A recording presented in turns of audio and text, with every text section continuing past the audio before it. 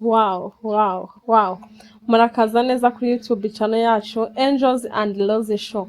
Mugiye kubana nanjye Rose ndetse na Mr. Angel. Mr. Angel umeze utese? Meze neza cyane wowe? Nanjye meze neza ariko uyu mwaka urangiye tubwire muri make wowe uko umwaka wawe wagenze urangiye uvunagure twihose. Uyu mwaka urangiye neza, amashow meza cyane. Urebye mbese uyu mwaka urangiye neza, twarishimye, abahanzi badukoreye umuti, mbese ibintu byose byari cool. Ugarutse ku kantu ka show. Okay, ngaho tubwire uyu munsi abakunzi b'amakuru y'imyidagaduro tubafitiye iki? Uyu munsi abakunzi b'imyidagaduro tubafitiye top 5 y'abahanzi bakunzwe hano mu Rwanda ndetse n'indirimbo zabo zikunzwe cyane. Oh my god, mbega ibintu byiza. Top 5 y'abahanzi bakunzwe. Yeah. Ndizera neza ko abakunzi bacu baraza kubikunda. Abakurikira YouTube channel nizere ko muraza kuryoherwa. Gusa iyi top 5 ntabwo ari itegeko, sini hamwe, gusa ishingiye kuri popularity, fans, nuko ibihangano byabo bahanzi byagiye bikundwa. Ku musozo w'iyi video ntiwibagirwe gutera comment kugira ngo natwe tubwire uko byumva. Ukunguko twe nuko twabibonye, nawe ufite uko byumva. Uragenda muri comment wandika uti, ushobora kwandika uti uwo mwagize uwa mbere ngenda mugira uwa nyuma, kuko ndabizi mukunda gufana cyane. Let's go. Mbere yuko dukomeza n'umuhanzi wa gatanu, turagira ngo tukwibutse niba ari ubwa mbere urebye iki kiganiro, kanda kuri subscribe ndetse ukore no kunzogera kugira ngo utazacikwa n'ibindi biganiro tuzajya dutambutsa. Twagiye ku mwanya wa gatanu, tuhafite nde? Ku mwanya wa gatanu tuhafite umuhanzi mukunze muri benshi, na wundi bamwita Element yatangiye umuziki mu buryo bwa kinyamwuga muri 2020. Uyu musore kandi afite imyaka 26, murumva ko akiri mutoya. Element afite indirimbo nyinshi zakunzwe cyane, harimo nka Kashe, Mirere, ndetse n'indirimbo yabiciye bigacika Fudetwa, indirimbo ifite views miliyoni 24 mu myaka 2 gusa. Uri kumva ko ari ibintu byiza nk'umuhanzi ukizamuka mu Rwanda.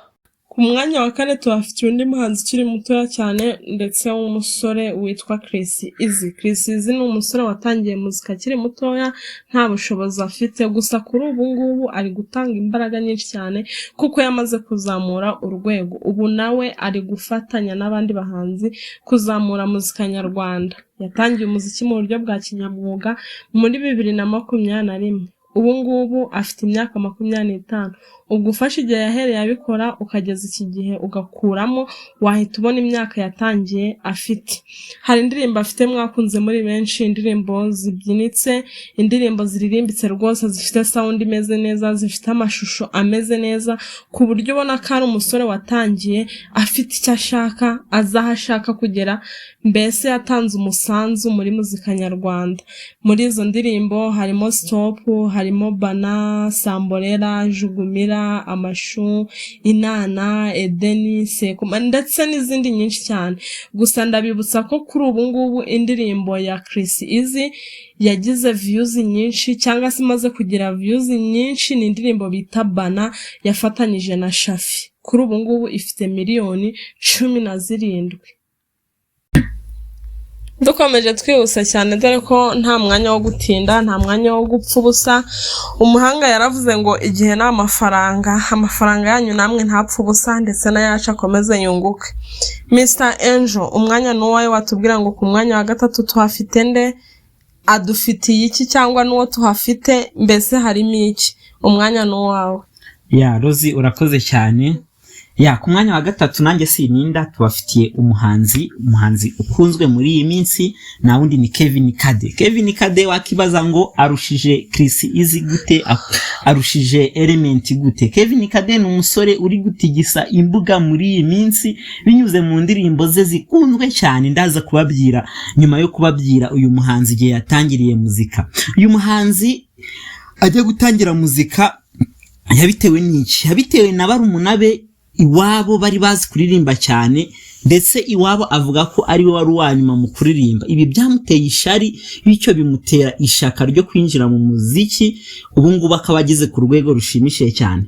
Ikindi wamenya kuri uyu musore ni uko yatangiye muzika mu mwaka wa 2019, ubu ngubu afite imyaka 26. Murumva ko aracyari umujene. Ikindi wamenya kuri Kevin Kade ni uko kuri stage ari wa muhanzi ubyina, azi kubyina cyane, ntabwo ari babahanzi baba bafite imidigi utamenya ibyabo. Uyu muhanzi ni umusore nibogari kabisa. Mfite mushiki wanjye nako ntiyamwemera ruzi, ntiyamwemera kabisa. Ibyo wenda niba ntaguciye mu ijambo uravuze uti yatangiye afite barumuna be bazi kuririmba cyane. Abo barumuna be nabo twaba tubazi kuri izi mbuga nkoranyambaga. Abo barumuna be abenshi babashije gukomeza mu muziki, bakomeje mu bindi.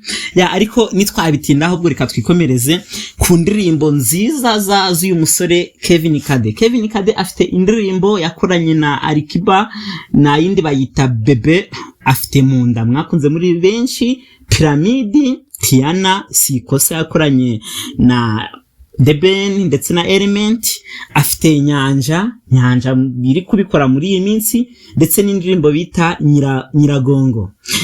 Uyu musore mu ndirimbo ze yagize views nyinshi. Ni indirimbo Sikosa yakoranye na The Ben ndetse na Element, ikaba imaze kugira views zigera muri miliyoni 15. Murumva ko ni views nyinshi ku musore nk'uyu nguyu ukizamuka. Ahagaze neza.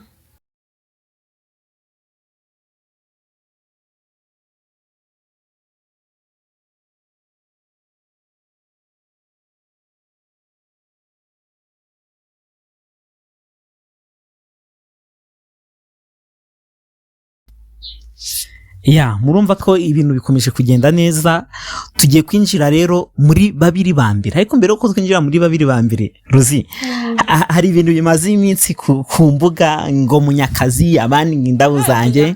Wewe uri ku ruhe ruhande? Yewe ku ruhande of course ndi Munyakazi. Ubundi uzahasoninge uzakore indabo sinzikeneye, haza akazi indabo zikaza nyuma, cyane ko uyu munsi izuba ryanavuye wasanga zombi. Oya ntago wabinkora indabo zanjye, habaho n'indabo ziri naturel, ntago wavuga ngo izuba ryavuye. Nizo navugaga zomye, kereka niba mukoresha izitari naturel. Oya bundi indabo zanjye buriya nuko irandirimbo utayumvishe neza. Irandirimbo buriya nubwo abantu bari gukora amakosa bakayigeranya na Munyakazi, irandirimbo irakoretse, irandirimbo irimo udusha twinshi. Reba The Ben kumubona ari kurapa n'udusha twinshi, ariko Munyakazi nta gisha kirimo. Nta kirimo papa, biriya bintu byo kurapa rwose nabyihorere. Naravuze nti yararirimbye bwa mbere, baravuze ngo indabo zanjye ngo ya The Ben ngo yasohoye ikigoma cya Danye. Ndavuga nte wana kangende ndewe ngo ni ibiki, singezeyo. Naravuze nti yakoranye na Fireman, yakoranye nande, yakoranye na harya wa mujama yitwa ndumujye urimba indirimbo za Rayon Sport yitwa Ndanyibutsa Lucky Fire. Nagize ngo yakoranye na Lucky Fire. Biriya bintu nta kintu kirimo, ariko uzareba umutipe, uzarebe Munyakazi, itaha iwacu, Bruce Melody mbese. Ariko uribuka muri 2020 muri covid ndakeka, muri lockdown, ubwo yasohoraga kiriya kigoma cya Samoya. Urabyibuka neza ukuntu byari bimeze? Ariko nawe iki nicyo kibazo buriya cy'abafana bo mu Rwanda. Uvuze ibyawe ariko The Ben tujye tuvugisha ukuri. Nawe nta kibazo uvuga. Tujye tuvugisha ukuri. Uraza na Samoya wowe uzi za Habibi. Urereba irandirimbo yakoranye na Diamond yitwa Waye. On fire. Ariko turebe ko rabo yagize zikomeye. Okay, it's okay, nta kibazo. Reba uribuka indirimbo bita Waye yakoranye n'umuhanzi Diamond? Ntago nyibuka, ndimo kwibuka On fire. Reka ibyo tubireke. Nose ubwo birumvikana wanagaragaje urwego uriho. Ubundi mu bisanzwe ukunda The Ben cyangwa ufana ura muhungu wanyu ngo nimba ari Bruce Melody? Bundi umunyarwanda yaravuze ngo Imana yirwa handi gataha i Rwanda, bivuze ngo itaha iwacu. Ariko turetse n'ibintu by'amarangamutima, iri joro umuhungu yamukomye. Wabyemera utabyemera?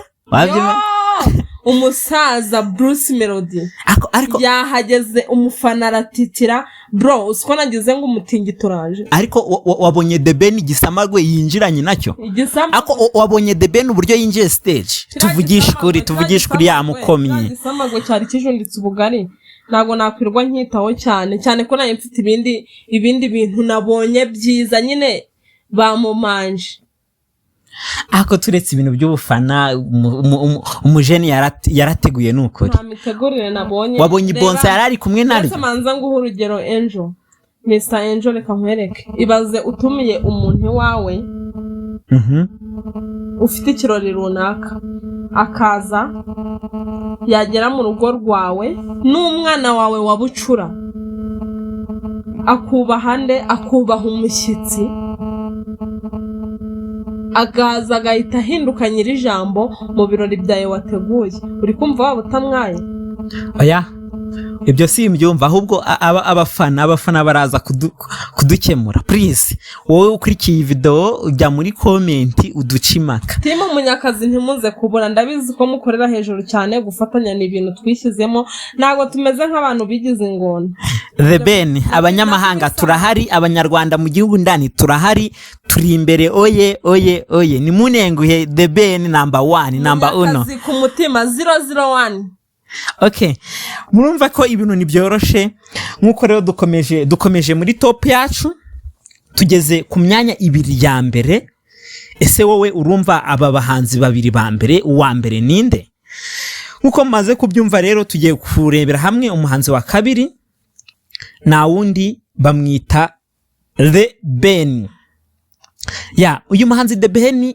amaze igihe kirekire yari yigaruriye umuzika nyarwanda ndetse anayoboye ariko kuri iyi nshuro nakiri uwa mbere kuko iri joro nkuko mubyumvishije baraye bamukuye ku ntebe nubwo yiyita Tiger ariko baraye bamukosoye kabisa uyu muhanzi The Ben rero yatangiye kumenyekana cyane muri 2008 ni kera cyane ubwo yasohoraga indirimbo ye ya mbere amaso ku maso ndabizi hari abantu mutari muzi indirimbo ye ya mbere ndetse icyo wamenya kuri The Ben nuko yatangiye aririmba mu torero muri korari y'itorero gusa ubu ari mu bahanzi bafite ibigwi mu muziki nyarwanda ndetse no hanze y'igihugu mu ndirimbo ze zakunzwe cyane harimo ako mbere ko mbabyira indirimbo yakunze cyane ikindi wamenya nuko uyu mupapa ubu n'umupapa ufite umwana afite imyaka 38 murumva ko akuze buretse aho ngaho wenda si ukuguca mu ijambo nawe urakabije ejo bundi hari umujama buriya agira ukuri kwinshi cyane gasoko wagendera kuri iriya myaka yavuze afite naho muratubeshya ntakirimo oya nta ibesho birimo wagenda ukareba ku mbuga ze igihe yavukiye rya celebrate anniversaire yabo mujene afite imyaka 38 urumva ko arakuze reka twirebere indirimbo ze zakunzwe cyane hari indirimbo mwese mwibuka yise Vazi Habibi Plenty Fine Girl Naremeye Ndaje Wifi T Diamond True Love ndetse niri kubikora indirimbo iri ku mutima indabo zanjye indirimbo yagize views nyinshi na yindi ni Why ari kumwe na Diamond ifite views miliyoni 27 urumva ko ku bahanzi bose twavuze hejuru ariwe ubakubye bose kabisa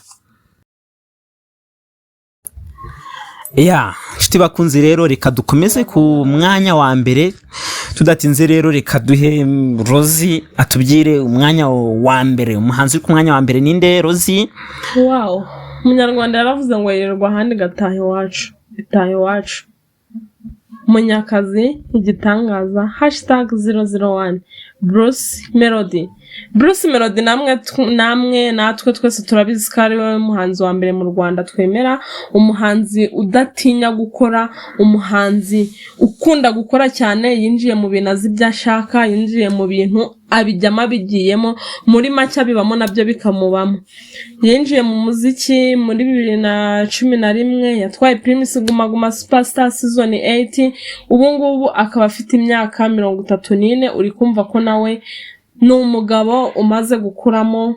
Bruce Melody nawe turabibutsa ko afite umuryango. Bruce Melody rero ni brand ambassador, ni umugabo ukunda kubona ibiraka byinshi byo kwamamaza, yamamaza Beka Arena, yamamaza Primus, Airtel ndetse n'andi makampani menshi mu Rwanda afite izina rikomeye. Ubwo rero muri kumva ko number 1 arivugira, ibikorwa ubwabyo birivugira. Ni umuhanzi mu Rwanda ufite amafaranga, ibyo ngibyo ntawabishidikanyaho. Urebye imodoka agendamo, ahataha bikugaragariza ko rwose ari umugabo uhagaze neza. Bruce Melody rero afite indirimbo twagiye dukunda turi benshi, indirimbo nakunze, indirimbo wakunze n'indirimbo bakunze, harimo Akinyuma, Samoya, Celebra, On Fire ndetse n'izindi nyinshi cyane, Katerina, Ikinya. Mbese muri make Bruce Melody rwose ni umuhasara, ni umuntu ukunda gukora cyane nk'uko yise Munyakazi. Gusa indirimbo ye ifite views nyinshi ni Katerina, imaze kugira views miliyoni 14. Nawe unyarukire ku rubuga rwa Bruce Melody ugende wirebere, urabona ishusho y'umuhanzi ukwiriye, umuhanzi ushobotse kandi ushoboye. Ako uyu mujene wanyu ngo ni Munyakazi, nabonye afite indirimbo nshasha na Diamond yitwa Pom Pom. Ntajya hwema kudutama ibisasu papa. Ya rero nshuti bakunzi, nawe wanyandikira muri comment. Gusa nibutsa umuntu urebye ikiganiro bwa mbere kwibuka gukora subscribe ndetse no gukanda kunzogera kugira ngo muzabashe kubona ibiganiro by'ubutaha. Ciao ciao.